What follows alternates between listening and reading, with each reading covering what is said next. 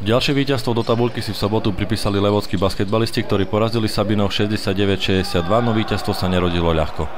Nízky počet strelných bodov zapričinilo veľké množstvo stratených lôb na jednej i druhej strane a zároveň aj neveľmi presná strelecká muška oboch tímov. Tréner domácich pozmenil základnú päťku a už od začiatku stretnutia na rozohrávku nastúpil Tomáš Mačupa. Na poste pivota začal Miro Belaj namiesto potrestaného Marcela Mertinka, ktorý dostal za vylúčenie v poslednom domácom vystúpení stop na 2 zápasy.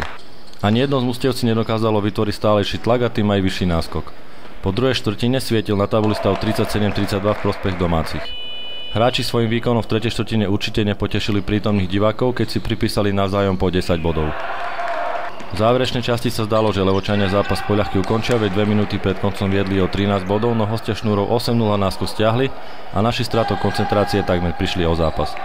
Filip Labuda záverečnými úspešnými šestkami uzavrel skóre na spomínaných 69-62. Musíme však našich pochváliť za bojovnosť a kolektívny výkon, keď všetci hráči, ktorí zasiahli do hry, bodovali. Najviac bodov zaznamenal Milan Majerský, a to 19. Veľa lov sme stratili pri dnešnom zápase a nezahrali nám pivoti, jak sme chceli. Pivoti nám odišli, úplne nám odišiel pivot, jeden aj druhý. A hlavne pri tom, keď sa zápas lamal, nastávali tie kritické situácie, sme stratili lobdu. To bolo najhoršie na tom. Čakali sme, že tento zápas bude vyrovnaný, ťažký.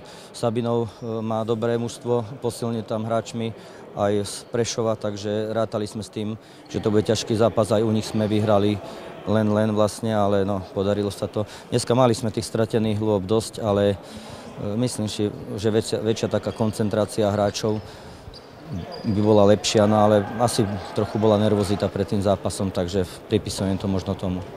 Levoča si do tabuľky pripísala 13. víťazstvo a potvrdila 2. miesto. S basketbalistami sa môžeme stretnúť už o týždeň, kedy privítame 7. tým tabuľky Kežmarok.